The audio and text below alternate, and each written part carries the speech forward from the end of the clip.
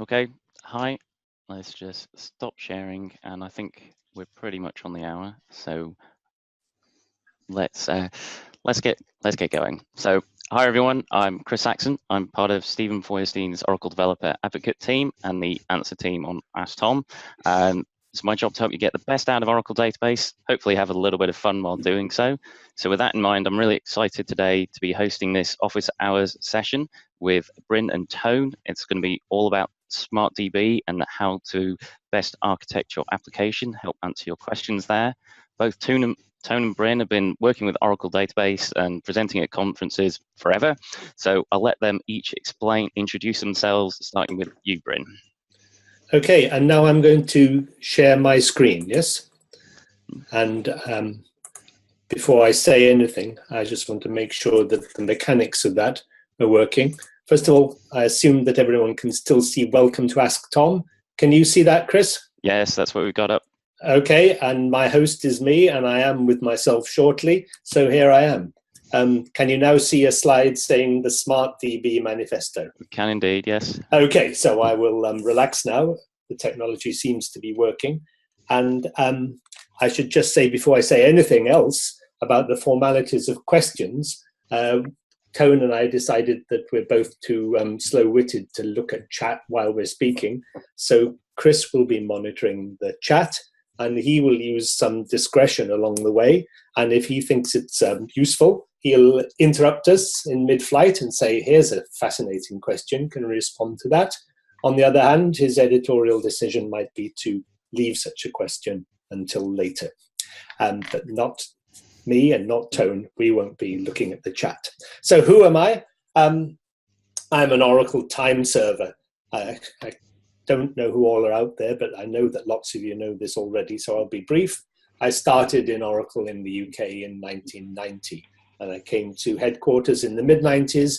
I've had a series of jobs, but from about 2000, I've been the product manager for PL SQL, and somewhat later along the path, as edition-based redefinition was invented in the PL SQL team, I should say, I took on product manager responsibility for that too. And I would only say after that, that as product managers go, I would like to think I'm not at the fluffy marketing end of the spectrum, but I'm at the ordinary, solid, heavyweight technical end.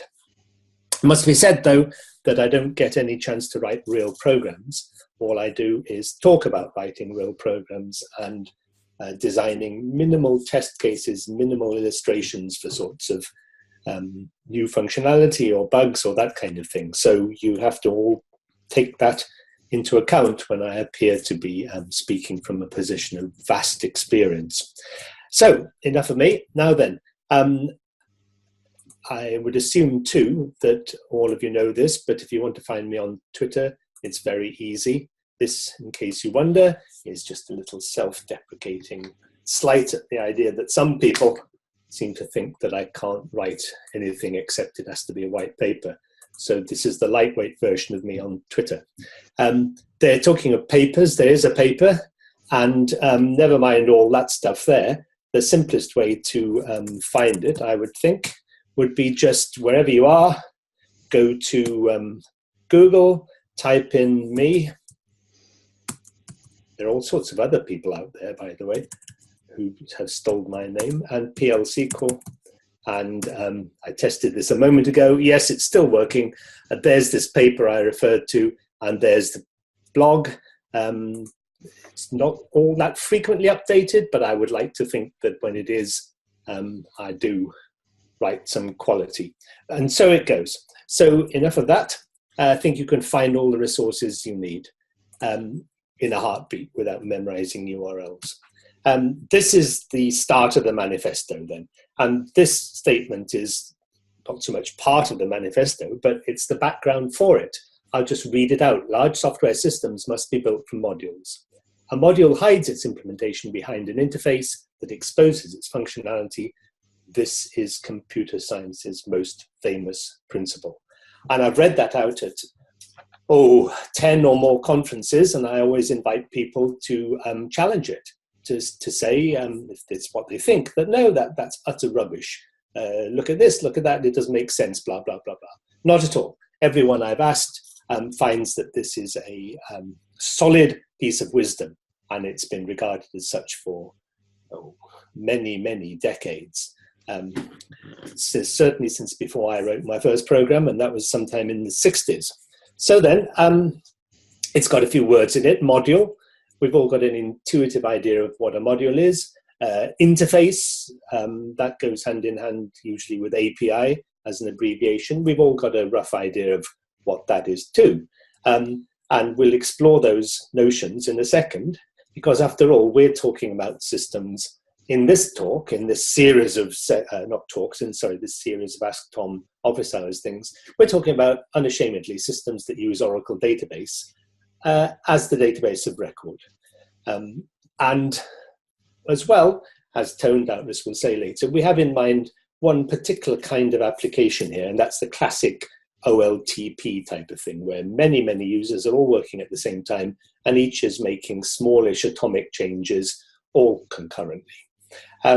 We're not talking about a business intelligence sort of thing where super heavyweight users understand a data model and navigate through it and invent different ways of querying. We're not talking about that. So then, just connecting the dots between the first bullet and the second bullet, in any system that's got an Oracle database anywhere in it, and using the intuitively obvious idea of modularization and top-down and bottom-up and everything, if we take the top-down approach, it's got to be the case that the Oracle database is among the modules at the highest level. You've got the whole thing, and then when you look at the next level of decomposition, you've got an Oracle database.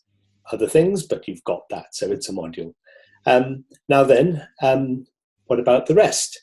Implementation. Well, the basic low-level property of an Oracle database is that it can hold facts, and it holds the facts in tables, and it puts the facts there and changes them and gets rid of them with the famous insert, update, and delete, and it lets you see what you've got with the famous select.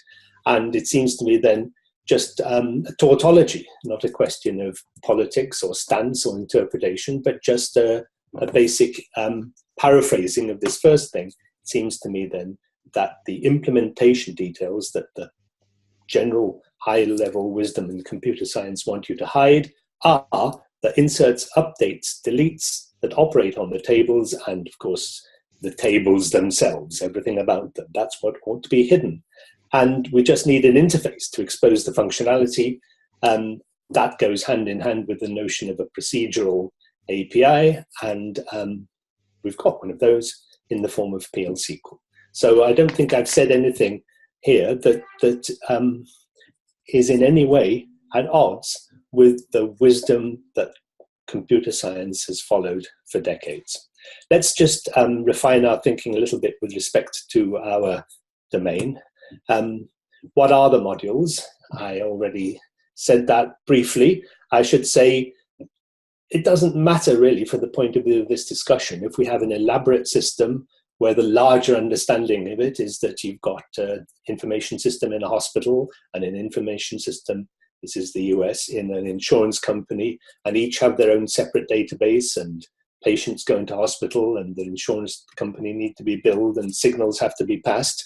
That's a large system and it's got various modules. But in that larger system, there's still one Oracle database, if we're lucky, that rather than one from another vendor, and that will be maybe along with another Oracle database, but this one will be one of the modules. So then, business functions matter.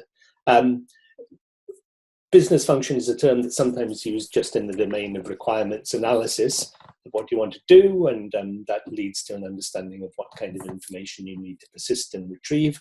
But ultimately, when the thing gets implemented, then the business function takes on a very concrete form as something that's done that produces all sorts of, in our case, interactions in the Oracle database. Maybe facts are sent to it, and as a result of those facts going to it, queries are done and facts come back for display. Maybe other times facts are sent in and changes are made, and a response is given, either success, failure, or maybe some indication of how the world looks now after the changes were done. Those are business functions, and obviously they matter And that implies thinking about it in a particular way. After all, the low-level implementation details can change. We've all heard of refactoring, changing the shape of some table from many rows and few columns to many rows and few columns to many columns and few rows, or vice versa, while the semantic content is the same. People do this kind of thing. It has no bearing on the actual definition of the business function, and therefore the things should be held cleanly apart as concerns. And this leads us to this notion that responsibility, in other words, the responsibility to make all those business functions do what they're supposed to do, it needs authority. And the responsibility, let's be clear about this, is after any change that has been made, to leave the database in the exact state that it ought to be in, given a whole catalogue of detail about what the actual function is supposed to do, and a general larger understanding of all sorts of constraints that the data must satisfy. One doesn't always repeat all the constraints when one mentions a particular business function that's to operate in the general territory of established constraints like that. So that's the responsibility. And indeed, more than that, it's a responsibility to show the right stuff in response to the right parameterization or particular parameterization that's given in the outside world. And there's a subtle notion there to do with security. It sometimes happens that one realizes, oh my God, I'm showing something sensitive. I have to close it off straight away. And that's another of the responsibilities of the database, not to show the wrong stuff. And if in error, the wrong stuff is being shown, to be ready to close it off instantly. Well then, there's only one way to do this, it seems to me, and that is exactly this, to encapsulate and close the database in a hard shell. In other words, everything to do with all the internals are hidden, and the only thing that the database presents as a module to other modules is its functional API. Even if this means more programming effort than you would need to do in some other schemes that are more chaotic. Well, I'll say this at the risk of annoying some people. I've talked to lots of people along the years, and I talked to some people who do just what I said, and the conversations I have with them are always fruitful. They start by acknowledging that they've got a system that's generally pretty good and everyone's happy with it. They're happy with correctness, maintainability, security, and performance, but there's some little incremental improvement that they'd like to make, and we have a conversation that flows well. Sometimes, though, I talk to people who are unfortunate. They're in this world that I've been lampooning as no PL/SQL, and it's two things emerge. Certainly, you get the impression, by the way they're saying it, that people are dissatisfied in lots of ways. And more than that, you can't really get to the bottom of anything. You can't get a clear description of what's going on, even to start to wonder how things might be improved, because there's just such a spaghetti of concerns. So then, this is a picture version of what I'm talking about now. And this is, if you like, the top-down thinking about the whole system once the requirement spec and the external design are in place. Clearly, there's going to be some kind of clients of it, both human and robotic, and each of those is characterized by the set of operations that they are going to do, the things we've been calling business functions. And there needs to be a lot of concern given to the UI and how to make things most ergonomic, and whether it's best to gather all these facts in one go or to gather them over several screens, that kind of thing. It's a really serious discipline, but it has the special property that you can completely decouple all thinking in that space from everything to do with how those business functions are actually incarnated, brought into being. So as far as the people on the right are concerned, I mean, now the human beings who are designing all the client systems, all they need to think of is that, well, I can call endpoints, and when I present the right facts, the right thing will happen, or the right facts will come back. And that's the end of my need to understand this part here, the system the back-end system, in our case, the Oracle database. I've tried to make this look modern by going through the picture of the icon that's the ORDS and ending up at, therefore, some place in the database. Those diamonds are callable things in the database. In other words, PL SQL in the database. JSON in, JSON out these days. And that's why I've called the thing there a JSON shim. Now I'm going to get a little bit more concrete than I was doing before. And I'll say that the database is different from the outside world in that the database has schemas and it has very strong, well-understood notions about cross-schema privileges and a general understanding of security within that domain. And it lets you organize your code among schemas. This has, in some ways, some significant security effects, but it also has a straightforward code classification effect. So the main point of this set of slides here is that those diamonds we now understand are nothing other than the exposure by the execute privilege of the ability to execute some subprograms into a schema or the domain of a user where you connect. And this gray thing here, this connect schema, is deliberately completely empty. The only thing anyone who connects to it can do is to call the designed set of subprograms there. And with respect to the larger principle of encapsulation in a hard shell, that's enough. You could do everything with just two schemas. You could have your connect schema and your everything else schema. But if you did, you'd be giving up all sorts of opportunities, not for the main principle of modularization, but for interesting code classification and as well, separation of duties among different developers. And that's a significant point too.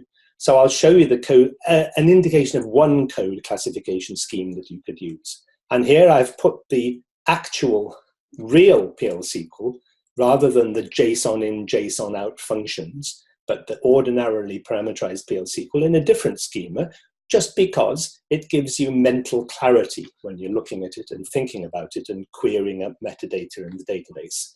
And I'm now going to draw attention to the fact that these ordinary PL SQL functions, and here's a few more of them, could be exercised by more classical clients, like a robot using an OCI program or something using Node.js. I don't mind. So there's two layers of interface here. This is the one as it's conceptualized in ordinary PL SQL, you know, IBI, or I should say index by PLS and digit table of record in and result out, that kind of thing, or JSON in, JSON out. And then so it goes on.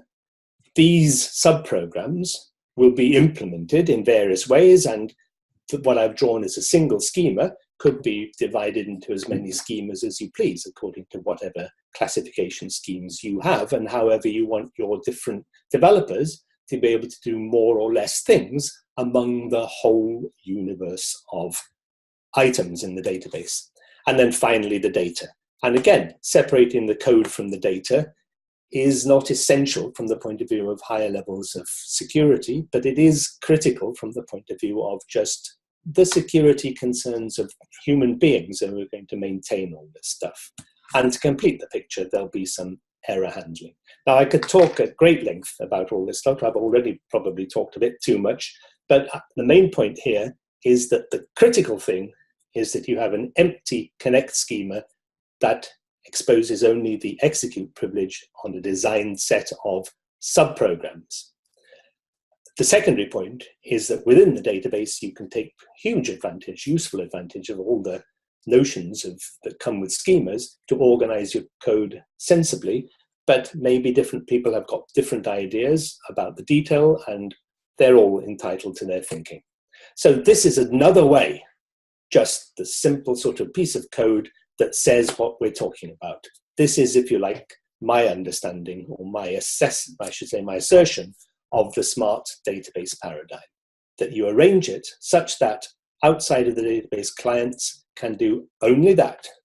It might be a different name and it might be a function that's JSON in, JSON out, but it would still look like that. This slide just shows that we have something to talk about It's some survey done a few years ago that showed that SQL was hugely popular and no database programming languages were even on the map. So that's to say that not many people are doing what I've proposed there. And this is, if you like, the simplest way I like to put the whole thing. I like to say that an application whose data is not persisted and retrieved correctly is worthless. And the only way to get the correct data persisted and retrieved is what I just said, the hard PL SQL shell. And that, to be very, very specific, just to say it for the third time, means that the only places that select, insert, update, delete ever come from are from database PL SQL. And I would say this is the time-honored way. People were describing this as absolutely the best approach in the 90s. And of course, performance and security and maintainability matter. They come along as almost free gifts if you set your high-level goal to be correctness.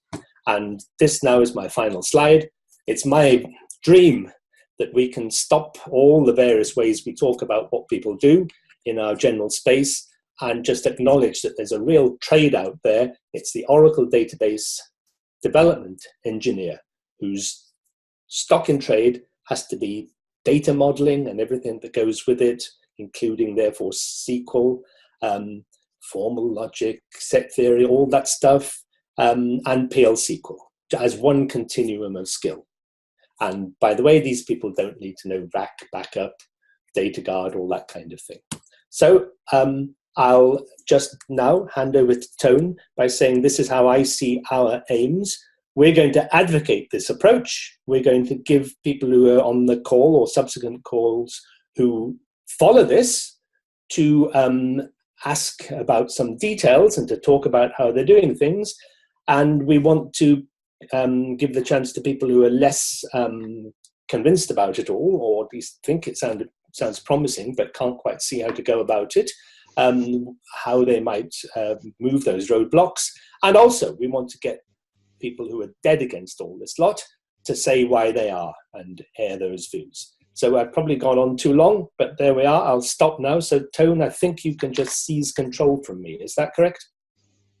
I think I can, yeah. Oh, so go ahead.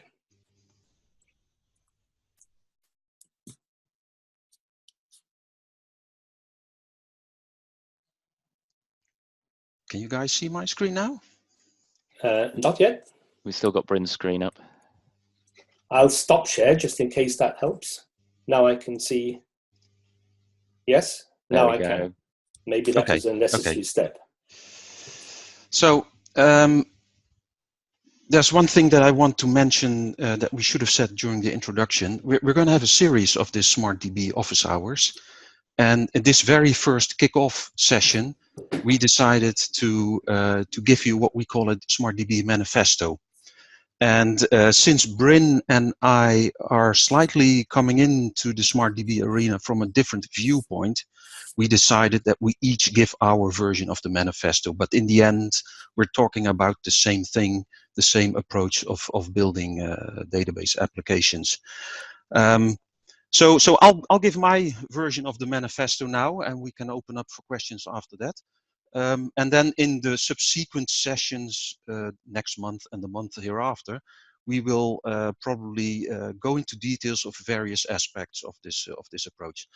I'm not going to say much about myself. I have a small bio up on the DevGym. You can read that for those people who do not know who I am. I see a lot of people on the call who do know what I am. So the way I want to approach the database the SmartDB manifesto is as follows. And there's one person on the call who will recognize this. I'm going to talk about requirements very briefly. Then I'm going to start reasoning about these requirements. And from the reasoning, I'm going to end with recommendations. So requirements. The scope, as Bryn already mentioned, is OLTP enterprise applications, how to build them. And we want to develop, suppose we want to develop an OLTP enterprise application, And there's a couple of things that these enterprise applications need to have in them. They need to be maintainable. They need to have good performance.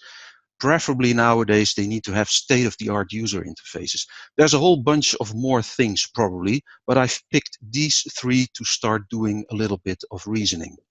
So OLTP enterprise applications that are maintainable, have a good performance, have state-of-the-art interfaces.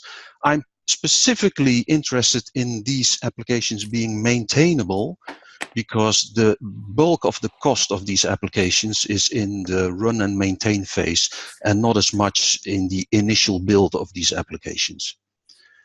So I'm going to start reasoning about this in various ways. First, I'm going to look at the high-level architecture of these applications. And this is a picture I very often use.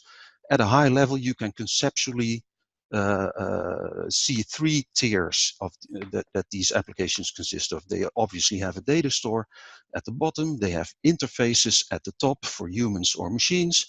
And then they have this big thing in the middle called business logic. Now, I'm going to talk about the data first. Because why I'm going to talk about the data? Because the data of these applications is the heart of the application. And the data are the crown jewels of these applications.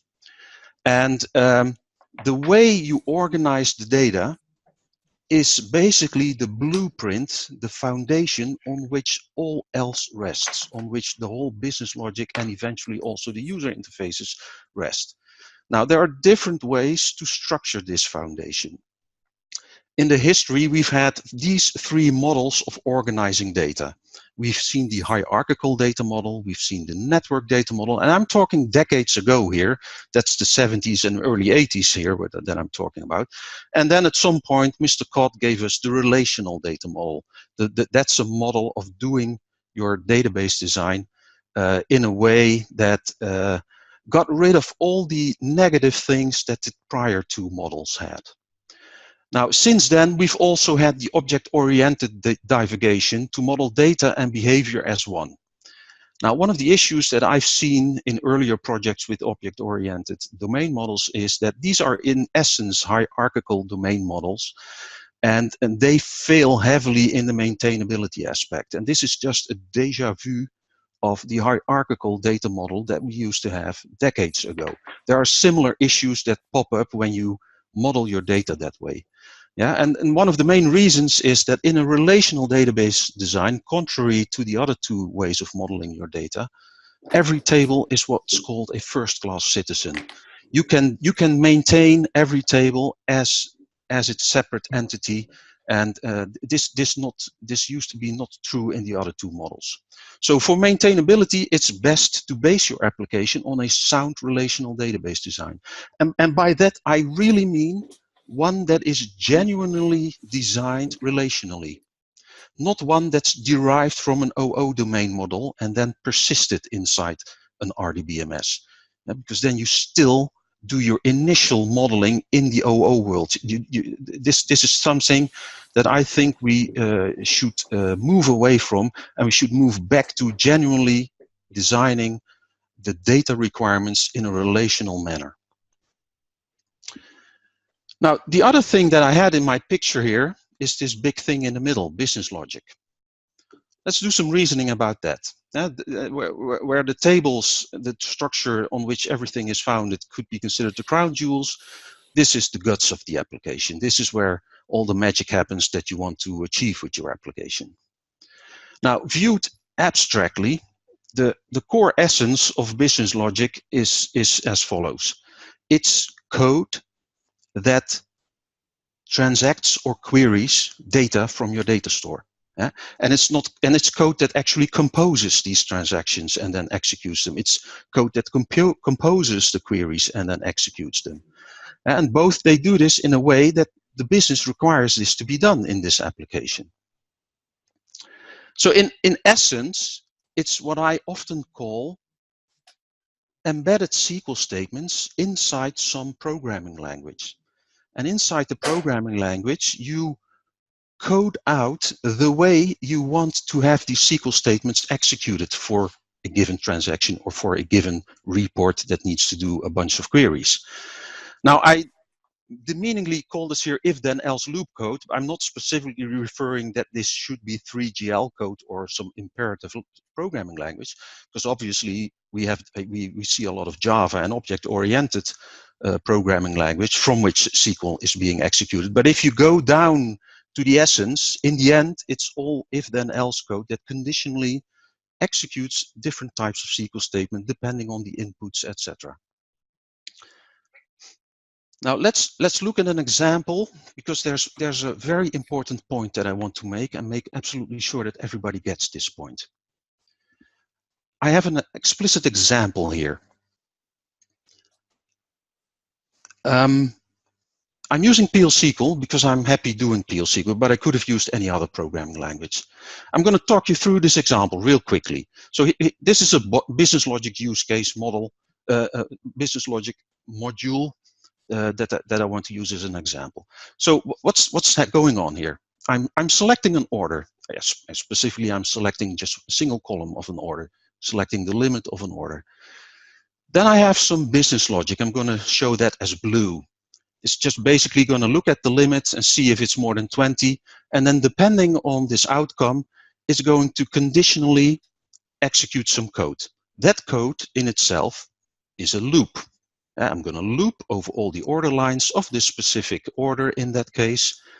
And then per order line that's being fetched, I'm going to look at a couple of columns in that order line. In this case, the status and the discount. If the status is open and if the discount is greater than 10, I'm going to decrease the discount by 10, else I'm going to assign 0 to the discount. And then I'm going to update this new discount back onto the order line. Yeah. So here we have a mix of if-then-else loop code with embedded SQL statements. In this particular case, with single table, single row types of SQL statements, something we often see nowadays. Now, some of you on the call may realize that there's a different way of doing this exact use case. The whole procedural code with the multiple single row, single table SQL accesses in this particular case can be done in a way that we refer to as set-based data processing. Set-based data processing is basically any SQL statement that affects multiple rows at a time. Yeah? So here I'm updating the order lines, decreasing the discount to be the greatest of whatever the outcome of the greatest of these two over here is, where the order, the parent is the order that I was looking at, the line status is open, and the parent is indeed having a limit greater than 2000. Yeah, so this way of doing the same kind of thing that I had on my previous slide is basically declaring what needs to be done instead of coding out how to do something. And this is a very efficient way, not only of doing the initial build and getting your code done, but also execution-wise. This will execute a lot faster, which I will mention, come back to a little bit later. So the point that I want to make is that this big blob in the middle that I had and I called the guts of the application is business logic, and it can appear in two distinct ways. It can appear as code lines in some programming language that issues what I call poor SQL, or it can be embedded inside a rich set-based SQL statement. Yeah, and obviously in the real world you often have a mix of both. Some things you can do set-based, some things you may want to do row-based, and you'll have a mix of this. But the set-based approach definitely has a bunch of advantages. Just look at the lines of code being written in these two alternatives. Eh? There's definitely here an impact on maintainability of the left and the right. And also there's an impact on performance. Again, I'll come back to that in a minute. So that's a bit of reasoning about the business logic of these OLTP database applications. So now you may say, what, I have to write SQL? Why do I have to write SQL? I have ORMs that can do that for me. Yes, but ORMs always do the single row, single table version as in practice. And you have to write SQL. Not only do you have to write it, but I claim that you can write set-based rich SQL for most of the use cases of these kinds of applications. And there's a fundamental reason for this, which I would like to convey to you. I'm going to use a little bit of animation here. So on the left here, I'm depicting the real world, and we live in the real world, and we use the natural language to reason with each other about the real world. Now, what's an application? An application is just a model of a small bit of this real world. There's parts in the real world that we want to model and execute as an application on computer systems so that we can reason about that bit of the real world using computers. How do we reason about this? Well, I contend, again, that we often can do this using rich set-based SQL. Why do I think that's always possible? Now I'm going to close the loop here. SQL, as many of you know, is based on logic and set theory. What some people do not know is that logic and set theory are based on the natural language. In particular, those bits of the natural language that deal with reasoning. That's the origins of those two mathematical studies, logic and set theory. Yeah, so in essence, we can reason in the model using a language, SQL, that was based on how we reason in the real world. Yeah? And this is why SQL fundamentally fits what we want to achieve when we build these kinds of applications. This is also why you see all these NoSQL vendors that popped up the last 10 years, slowly but gradually all adding SQL to their products, because it simply is a fundamental fit for building these kinds of applications. So I have to write SQL? Yes, you do. And you know what? These SQL statements you have to hand write, because the essence of them is always very business specific. You are building a very specific application with a very specific relational database design. So you have to manually produce these SQL statements. There's no way you can have a framework that generates these kinds of things, other than a framework on top of which you basically write them again, but inside some meta language that in essence is the same as just writing the SQL yourself. Yeah, so preferably write these SQL statements with business logic in them, because it reduces code and it increases the performance. And again, it's a natural fit for the requirement that we have at hand. Let's do some more reasoning. Go back to this picture. I've talked about the bottom part, talked about the middle part. Now let's talk about the top part. We always have user interfaces and or other interfaces. That is the layer inside these OLTP applications where we have the biggest volatility in terms of technology. Yeah, we see new hip tech stacks coming up every 1 or 2 years, maybe even less than that. We see complete paradigm shifts in the top level in the user interface area every 6 to 7 years. And these paradigm shifts are never upwards compatible. And I can imagine that your application that you're building is going to outlive these kinds of periods. You probably build or have applications that will live decades, 10, 15, maybe 20 years. So they probably will have to go through many of these paradigm shifts, if not many of these tech stack upgrades at the top layer. Yeah, at the bottom, we have relatively stable technology, SQL, inside the database. It's been upwards compatible since 3 decades. Yeah? And in the middle, we have lots of if-then-else loop languages. So we want state-of-the-art interfaces. That was one of the requirements. Now, since that layer is the most volatile, this is the layer where you want to be what I call agile to the extreme. And by agile to the extreme, I mean you want to be able to switch and take on one of these new paradigms throughout the life cycle of your application. Yeah, you don't want to architect your application to switch from a database. You want to architect your application so that you can be agile at the top layer. And that means that we should architect your application such that that you can easily swap out and swap in new tools. And that in turn means that you should not do anything else in these top layer tools than the user interface. Yeah? As soon as you do other stuff in these frameworks, in these tools, you'll make the swap that you may want to have to do or want to do very eagerly in 6 or 7 years much more expensive. Now the question arises, and Bryn already alluded to that also, how do we then interact between the user interface that we are going to deploy as thinly as possible with the business logic layer? Well, current wisdom here is REST and JSON. Had you asked me this question 15 years ago, I would have said SOAP and XML. Had you asked me this question 25 years ago, I would have said SQLnet. Are you going to ask me this question in 6 years from now? I may say something different than REST and JSON, right? But currently it's REST and JSON, that's in Schwung. So we have a high-level architecture with JavaScript frameworks inside the browser giving these fancy user interfaces, and all they do is call REST with JSON messages in and out, which goes straight into database APIs, as Bryn explained with his various schemas setup.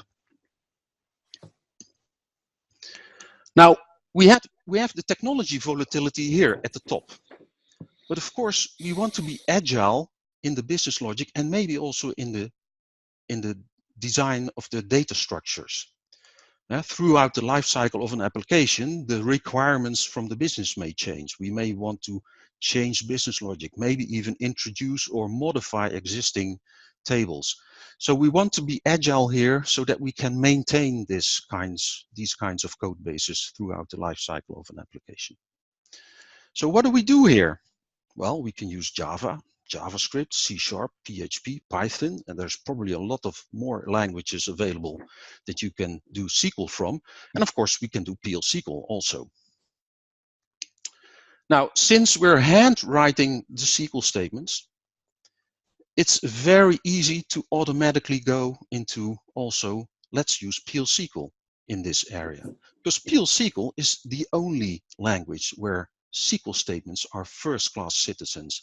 There is an immense amount of efficiency built in PL SQL to do SQL. You probably don't have an idea how much things are happening under the covers that are being programmed out in layers inside a Java stack via JDBC, etc. Yeah. By doing SQL and PL SQL, which basically means you're bringing the business logic into the database, because PL SQL was this if-then-else loop language where we do business logic, you automatically gain all these nice features that the database has to do, for instance, impact analysis, like fine-grained dependency management that enable you to do serious, easy impact analysis, which you will need during the life cycle of your application. Things that are more difficult in other solutions.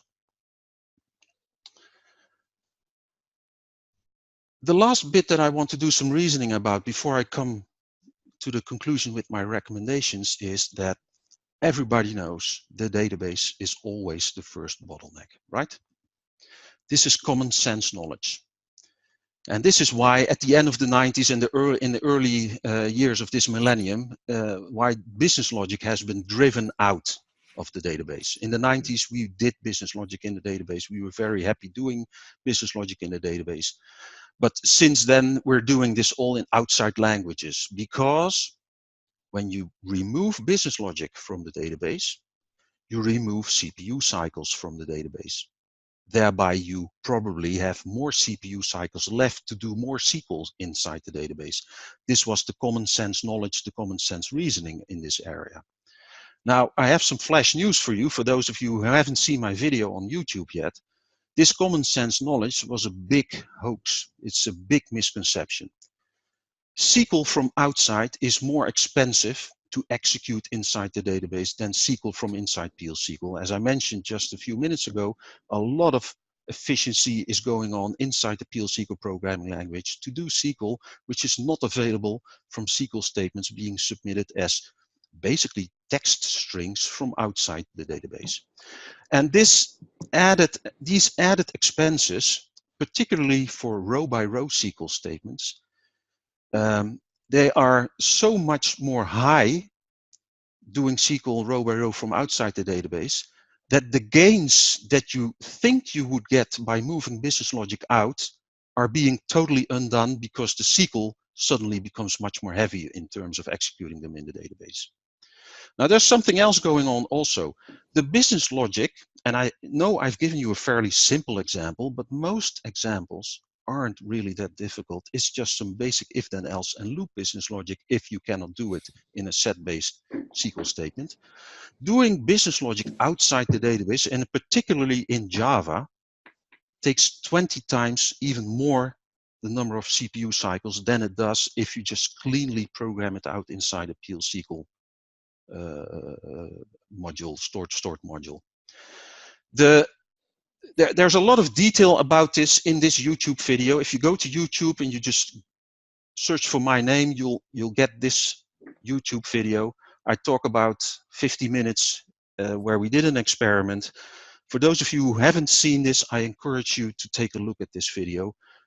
Again, it goes into much more details explaining why moving business logic out of the database and thinking that that will give you a database where you can do more SQL has been a misconception that we've been facing for the past 15, 17 years since we've been moving business logic out.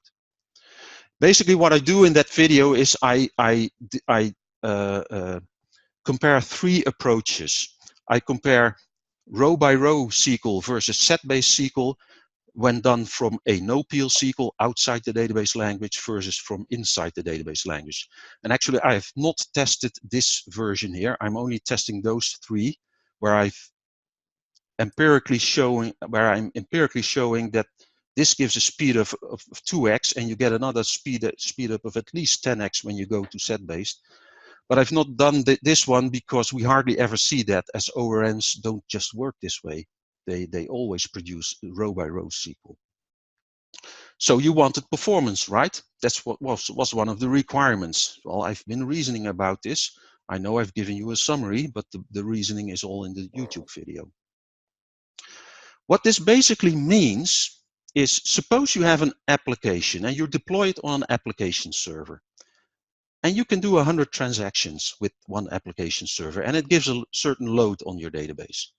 If you add an application server, you can get scalability, but the database becomes more busy, and with 3 apps, you may be even possible to go to 300, 400, 500 transactions per second. But at some point, you cannot scale any further with your app servers because the database is the bottleneck.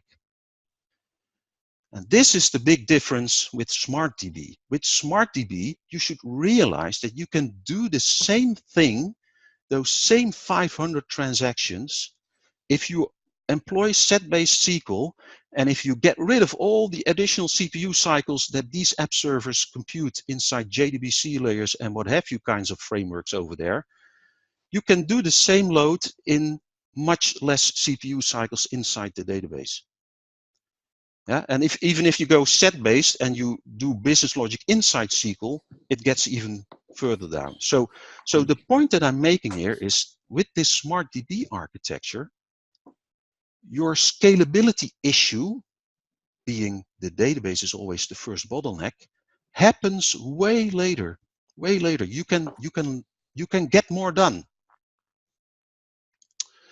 So with that, I'm going to move to my recommendations.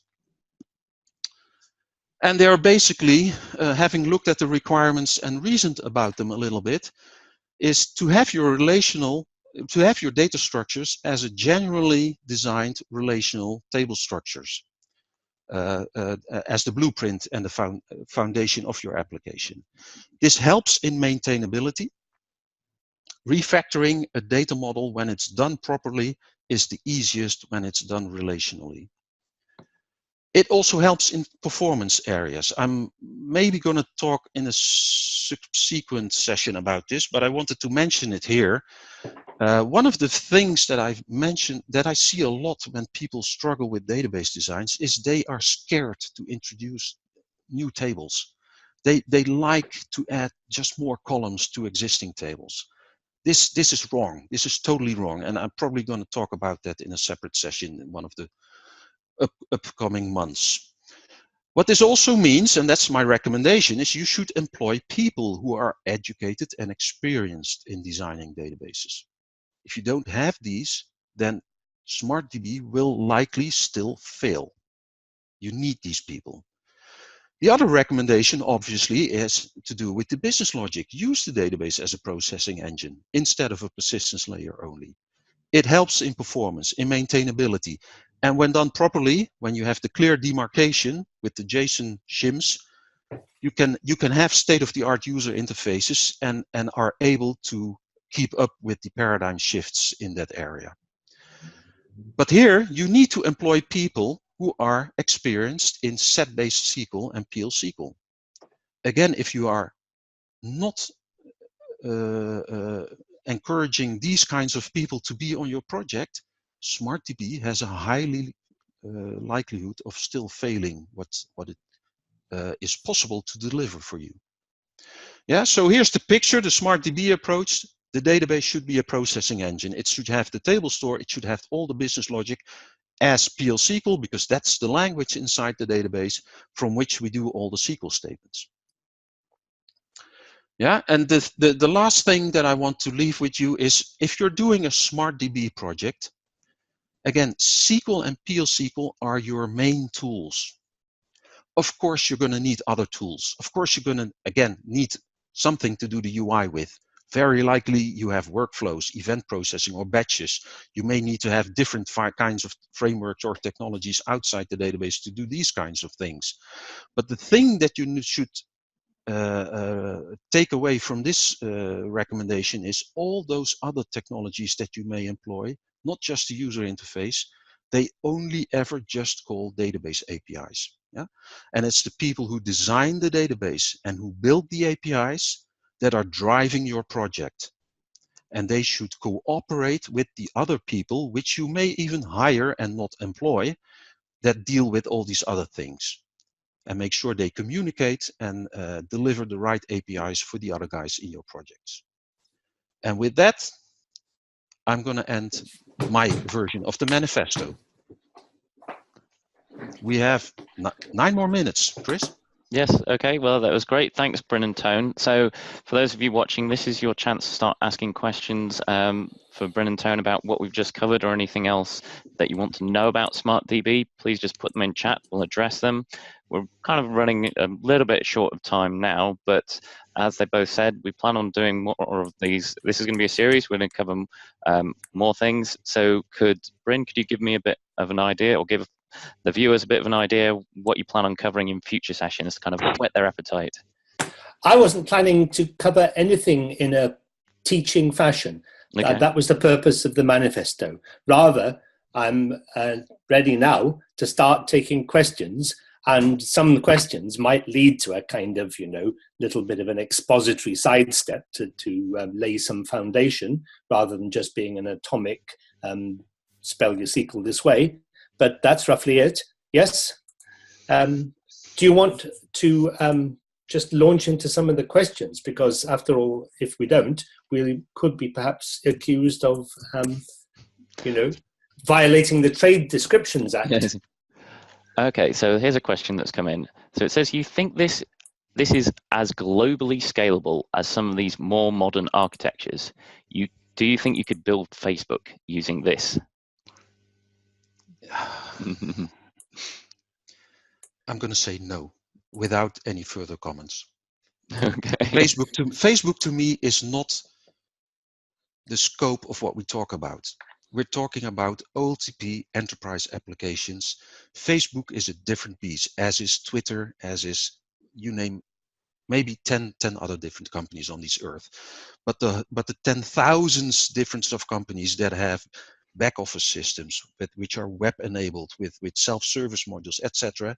That's the kinds of applications that we talk about. You got anything to add to that, Bryn? Or No. I think Toon said it very well. yes, I think it's the point that very few of us are ever going to work on an application of that scale, and it's worth bearing. Not unless we change our job radically, which we might do. We might think, enough of all this lot, I'm going to go and join Facebook. and corrupt the world. Oops, I didn't say that.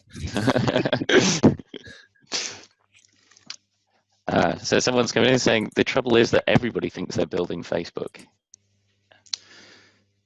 Yeah, because everybody is doing a very hip startup and thinks they will become very big and investors will get their money back very soon.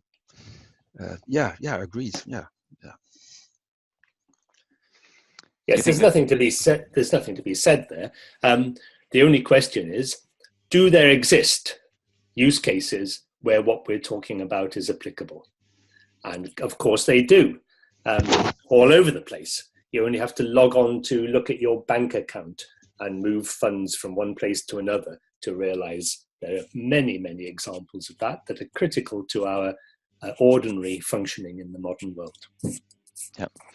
Okay, thanks. So there's another question that's come in saying, in Java, workload is evenly distributed into different Unix boxes, but all the process resides in database boxes. How do we avoid it? So I guess they're kind of getting at if you can have many instances of your Java application, but it is I was expecting. I think I was expecting this question also, although I don't really understand. But all the process resides in DB boxes, and that's why I specifically added that one slide where I'm showing that when you have linear scalability, horizontal scalability over your application servers, the database will become the bottleneck at some point. But with a proper SmartDB approach, the database will become the bottleneck later. A SmartDB approach outscales any non-SmartDB approach in these kinds of applications. So again, I would encourage people who run Java middle tiers to do some profiling and figure out how much time, how many CPU cycles are being spent in frameworks, chasing pointers, doing JDBC specifically in heavy row-by-row statements. It can be that 66% of your CPU time is spent inside JDBC. Those 66% across those 5 application servers simply do not exist if you do your SQL from PL/SQL. Yeah, so the fact that you now have 5 application servers with 16 CPUs that are all 100% busy running your application doesn't say a thing to me, because I suspect that only 1% or less of those CPU cycles in these application servers are being spent on the true business logic. And when you move inside the database, you only spend time on true business logic, which is the 1%. Good point. Anything to add, Bryn? Or No. okay. So here's a question which I'm not sure if we can answer, but they're asking, what is your opinion about SAP software, which completely avoids putting any kind of business logic in the database at all, including avoiding to use database constraints, etc. So, What's my opinion? Well, people do various things for various reasons, and there's no accounting for the human behavior patterns that we observe, is all I can say. I think I've already said by implication that I don't think much of such a scheme. I've advocated what I think is a sensible scheme, and I think that my reasoning was sound. And the flip side of that, I didn't want to dwell on it, is that departing from that is not sound. Now, people do various things. There's no accounting for ultimately what various people get in their heads and do. We see it in the world in general, and we see it in politics on a global scale. All one can do, who believes one can see a sensible approach, is advocate it. The fact that people do things that are not sensible is no grounds for dismissing the validity of what seems to be a clear thread of logical discussion that shows a different approach is more sound. Yeah, and the thing that I may add to that, because I now also see somebody making a remark, it's not just SAP, it's Oracle E-Business Suite also.